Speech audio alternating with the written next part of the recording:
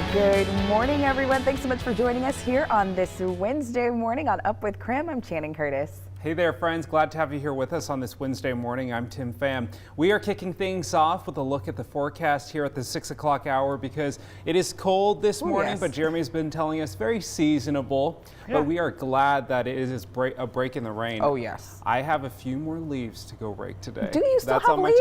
It won't stop. It won't stop. You guys, it's a never-ending battle. I keep saying I'm going to bring a little ham over to run through Tim's leaves, and I think today might be the day. Early on this morning, can see my breath out here. It is nice and chilly, but as I said, seasonable. So as we all know, this time of year is the time of year known for never really getting those clothes dialed just right. You're either too hot or too cold. That's fall in a nutshell. 33 degrees right now, so it's nice and chilly. You bundle up for 33 degrees, you put on the gloves, maybe you even wear the hat. You don't care about the hair, you just go for it. You walk outside, you go through the day, and temperatures climb. By this afternoon, you're going, oh, now I'm overheating. Right now, we are in the mid-30s across much of the inland northwest, and we've got clear skies overhead, so it's likely we dip just a little bit more before the sun comes up early this morning. Wind right now doing a decent job of keeping us from dipping even more. However, that wind also has it feeling like it's in the 20s for a lot of us. This afternoon comes with plenty of sunshine, and then we get our next push of moisture. That arrives early tomorrow morning, likely going to get a dusting of snow for some early in the day. Most of that stays over in North Idaho. Might see a few flurries fly here in Spokane. That's the optimist in me hoping for it. But by tomorrow night and early Friday morning, our next push of moisture arrives and we're talking tons of rain. So today, kind of our break in the action. We'll see our temperatures climb into the mid-40s later on this afternoon, which is right about where they should be in the second week of November. It's going to be a nice mild mid-40s, but remember, layers. That's your best friend for feeling like you've dressed for the weather come fall. All right, let's get right to this morning's big story because we have new information on the Spokane teen who was murdered by his girlfriend's dad. So out of respect to the people involved and the investigation, we are only identifying the teen by his first name. The accused killer told police he killed the 19-year-old Andrew after learning the teen allegedly sold his daughter into sex trafficking. Andrew's family disputes the claims. After searching for Andrew for about a year, they are now grieving his death. They say the allegations from the man who admitted to killing him are hurtful. The statement also reiterates that the FBI and the Washington State Patrol confirmed they are not investigating the murder victim for sex trafficking. Andrew's family held a candlelight vigil to honor his life. I don't understand why everybody's taking his side on it. There's a 19-year-old that lost his life here, and people are forgetting that.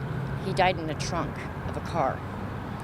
Nobody wants to die like that. Now, this is an ongoing investigation. Spokane police say detectives are still working to confirm the suspect's claims about sex trafficking. But beyond that, police cannot share any further information at this time. It is time for your morning rush. More news in less time. Spokane's Avista Stadium could get a $23 million renovation grant over the next 4 years.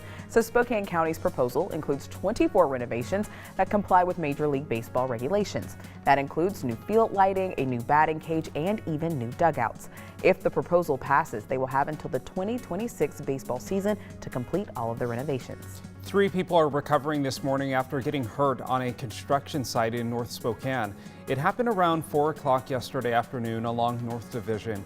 It is not clear what happened, but some of the workers had to be rescued using a ladder truck because of the location of the incident. None of the injuries are life-threatening. The first child in Idaho has died from COVID-19. Now, the death was confirmed by the Idaho Department of Health and Welfare. The infant died last month, and nearly 900 children have died in the U.S. since the start of the pandemic. That's your morning rush. More news in less time. Let us know what's happening in your neighborhood by using the hashtag #UpWithKREM on social media.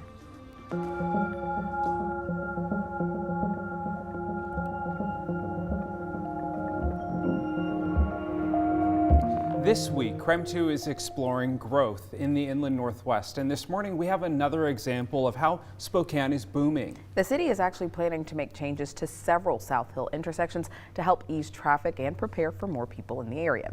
So that solution might involve building a roundabout at 37th and Ray, a main arterial connecting the South Hill to the Interstate 90. The roundabout will replace what's now a 4-way stop right at the entrance of Ferris High School.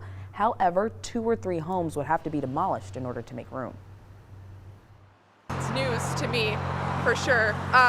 It would, I mean, obviously we wouldn't be here if that happened. To be honest, I don't think it would really help.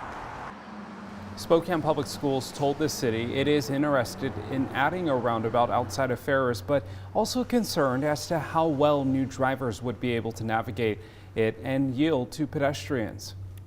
Now, also booming in the inland Northwest, Spokane Valley was recently named as one of the country's hottest boom towns. So a survey from Smart Asset ranked the city as number 31 on a list of the most rapidly growing cities in the country. Many other Northwest cities were also included, including Nampa, Idaho, and Bend, Oregon. So according to the survey, Spokane businesses grew nearly 9%. The combination of skilled labor and a major interstate made this growth possible. The opening of the brand new Spokane Valley Performing Arts Center will also promote growth in the area. This is going to be great for our hotels and for tourism and for retail, and it's just a real boon to the economy. We can tell already because our shows sell so well, even for a summer theater. So we're just going to expand to all year round, including summer. It'll be great. Spokane Valley saw an 11% growth rate in housing. In August, Realtor.com named the city as one of the 50 hottest housing markets in the country.